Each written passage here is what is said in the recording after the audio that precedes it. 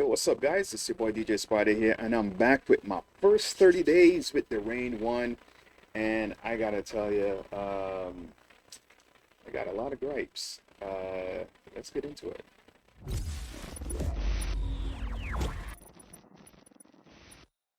All right, guys. So there are a lot of things that I do love about the Rane One, and a lot of things that I really don't like, especially for the form factor. I say everybody says, "Oh, everything is right in the middle," but is it really? All right, guys. So my first real gripe with the Rain One is that I see in like everybody's video that I've watched so far have said that the middle of the mixer is where everything is. That would be true if that was actually the case. Now, as you can see on each platter or each side of the mixer, they have where you select your songs by scrolling up and down, and then you have your select button. In my opinion, this would have been way better if it was to the left side of the mixer, just like it is on the right side or on your right side mixer. Meaning you keep everything right down the middle, right? So that when you're mixing now and you have to switch a song, you don't have to go all the way over here to actually get to, to switch back and forth between your songs or whatever the case may be.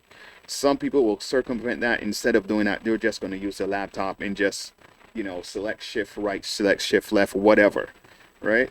That is my first gripe. I just wish that they had, put that on more to the center, because I'll be honest with you, that is more important than the freaking touch strip. I'm not going to use that, to be quite honest. I have no need for it. Um, I don't think it needs to be there. For some people, it will be useful. For me personally, it is not. I can understand why they put it there to have it as an option for people that are going to use it. Me personally, I'm not going to use it. I haven't touched it once since I got this controller. Much more, I mean, in a set or when I'm practicing or whatever. Um, it's there. It's nice to see. To me, it's not that functional. Some people are going to agree, some people are going to disagree. That's their opinion. I would move this stuff right here, the slip and the sensor button, over to the left, and move this over to the right, just because I think it's more important. That way you will have everything straight down the middle. Either that, or you can actually do like the SX2 and actually have one button for scrolling and selecting, and then just have these two buttons on the right here as your select left, select right. I mean, it is quite that simple. That is a much easier form factor, I believe, for this setup, especially for a two channel. I mean, you do kind of have the room to put it. um Being that they want to keep everything in the middle, I would actually find somewhere to put the deck 1, deck 2 selection. You can actually put it as a little knob to the back of the controller. And then you can actually move a button or a scroll button, one single scroll button with two select left and right for loading your songs right here where this is. I think that's a little bit more practical than how it's set up now. Hopefully, Rain sees this and they actually kind of think outside the box and kind of move things around a little bit. Or you can actually move stuff down a little bit, to be quite honest, because you got a big open space right here that you can actually put stuff. You know what I mean? So when you're looking at the Rain One and how it's set up, I don't want to say it's rushed. It doesn't look like it's rushed. Everything was thought out. But I don't think they actually thought of everything. I really do think that that would make this controller a whole lot better if everything was literally right at your hands, instead of me having to do all of this or come over here to do this and, moving back and forth. Instead of just, if I'm in the middle of the mixer, I want to stay here, right? I could use one hand. I'm right-handed. If I can use one hand to do everything, especially if you're trying to engage the crowd or whatever, I don't have to, I don't want to be doing all of this. I've already made mistakes swapping songs or whatever, because I'm so accustomed to one button with the SX2 that every time I go to my right hand and I start scrolling, I might just hit that button just on the strength of me not even really thinking. Boom. And if that's the song and the side that I'm playing a song on, and if you guys saw my set 2 weeks ago, I did it twice. So that proves my point. If you have one button, you make less mistakes. The more stuff you put on a controller is like, okay, I got to get used to this, got to get used to this. But, and then when other people are playing on your controller, yeah, you got to tell me, hey, listen, that's over there, blah, blah, blah. Just make this one button, guys. Simple, to the point, and you have the room to do it. All you had to do was move these buttons down. You can put the deck select on either side, deck 1, deck 2, right there, and push everything a little bit down, and then put your button in the middle right here for selecting your songs and stuff like that. All right, so that's my gripe one. Gripe number 2 is these slip pads. And I just censored myself because I'm gonna tell you right now, I don't know how everybody else feels about these slip pads. Me personally, for lack of a better term, I think they're trash. For whatever reason, I don't know if it's me, the way I scratch, or whatever. First of all, I'm not a scratch DJ. I don't know how to scratch. I can do baby scratch, whatever, my little thing, whatever.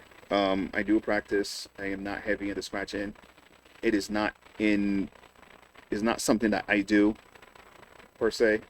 All right. However, for whatever reason, when this platter is spinning, any of them are spinning, and that was just, I was playing earlier. It always seems like it builds up so much static electricity for whatever reason. It feels like I am trying to, or the entire platter is trying to pull back. And it gets very annoying because then you have your music slipping forward, so your scratches are not as clean or whatever. And like I said, I practice. Am I a scratch DJ? No. Am I going to be a turntablist at any point in my life? At this point, I highly doubt it. Don't really need it. And for anybody that wants to do that, it is nice to have in your repertoire as a DJ. You don't need it to be a DJ. I don't give a fuck what nobody say on YouTube about, oh, you need to learn to scratch to be a DJ. All that shit is bullshit. What you really need to do is you need to learn to have clean mixes, have a good song selection, and on top of that, you need to be able to engage your crowd. Period. You don't need to learn to scratch to be a DJ. People are not coming to hear you freaking scratch the entire goddamn night. They're coming to enjoy themselves with their friends and their man or their woman or whatever, or they're just coming to have a good time, listen to music. They're not there to see you scratch and act a fool on the turntables all goddamn night. That's not what being a DJ is about. All right. So, with that said, that is my second gripe. I don't know what it is with these. I am, however, going to get a 45.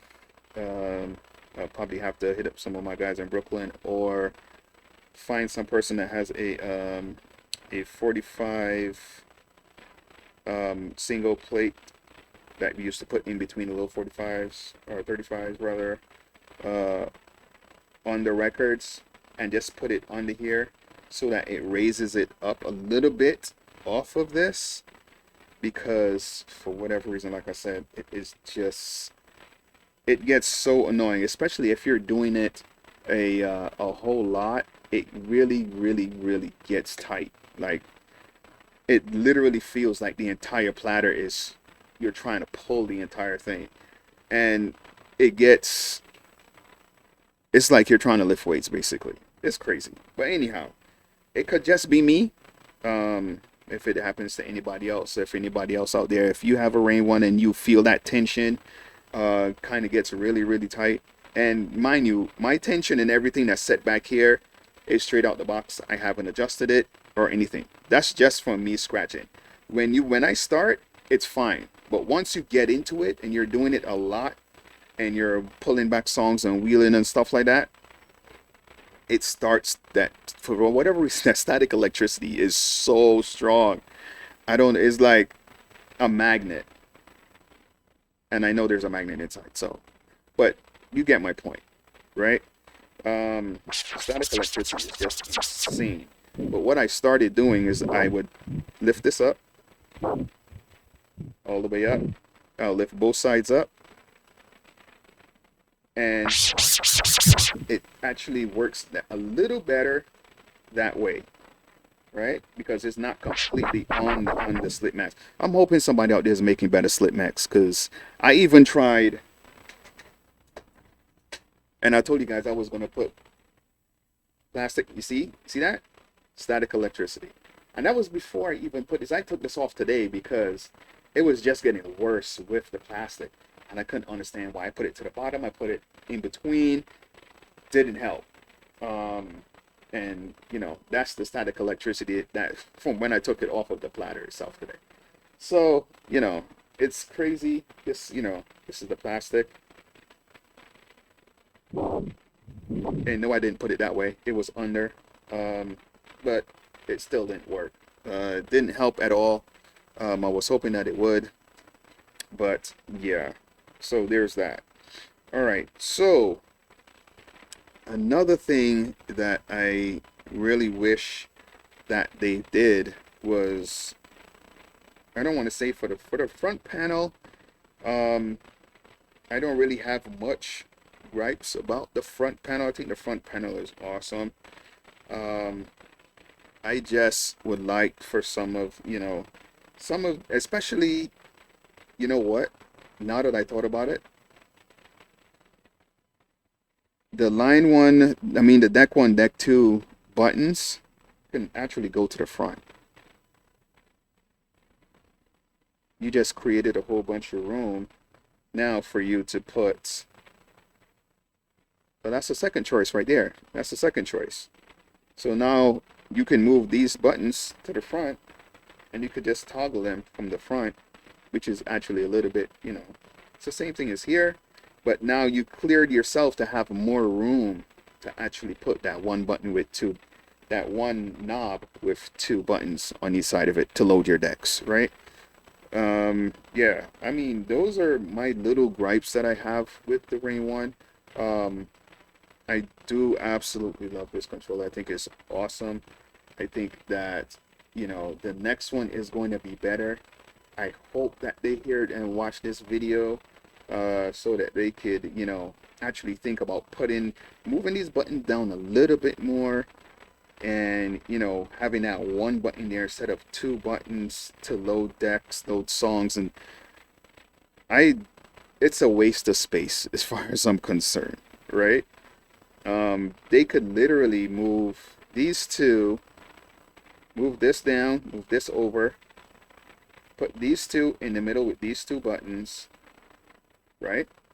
And then you would have your 1 button in the middle to load your decks. But you don't really need that much, or you don't need that big of a space, because it's one knob with your thumb. And you would load songs much faster than me having to go over here. Oh, wait, yeah, I gotta go over here now. 1 button, and you just press it. Bam. You go into the left. Bam. It's so much simpler. I'm starting to repeat myself. All right. So, yeah, I mean, that is my only concern with this deck. I hope you enjoyed it. If you have any questions, conversation link in the description below, and I will see you guys in the next one, man. Peace.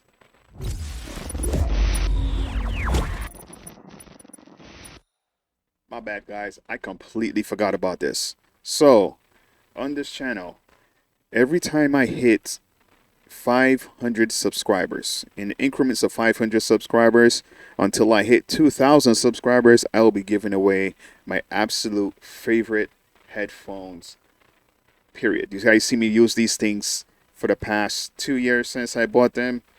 These are incredible. You want to know what headphones these are? These are the One Audio. So I'm dropping them now. These are the One Audio headphones. These things are freaking awesome. I absolutely love these headphones. They have very good noise canceling. They cancel out about maybe 75% of the noise, so you can actually hear the song better. The bass is absolutely phenomenal in these things. You don't have to spend a lot of money to you don't have to break the bank to get a good pair of headphones. You can actually get these on Amazon for, I think they're going for about 55 right now, somewhere around that, somewhere between 55 and 60 something bucks. Um, the build quality is actually, I'll say, on a scale of 1 to 5, I'll probably give it about a 4, 3 and 3/4 to 4, only because of the plastic hinges. And I see why they did that, is to make it a little bit lighter. But everything else is metal. The metal clips in here instead of being plastic, which is awesome. You have a nice plush um, head guard here. These are memory foam, and they are very, very good. I have two of these. I have one that I game with, that I play Call of Duty with, and I gotta tell you, if you're trying to sneak up on me in Call of Duty, you better be using that silence, because I will turn around and blast your ass. So, because I'm gonna hear you coming. They are that good, and you can tell everywhere in Call of Duty with these headphones. You can tell everything. So, man, these are a very, very good pair of headphones. If they weren't good, I would not be giving up. We're a pair. So basically, we're looking at about 4 pairs of these. Once I hit 2,000 subscribers, I will think of something else to do for you guys for supporting my channel. I love you guys. Stay tuned. I got a lot of stuff coming. I know somebody did ask for me to do a review of the EVs. That is coming also. So stick around. DJ Spida, I'm out. Peace.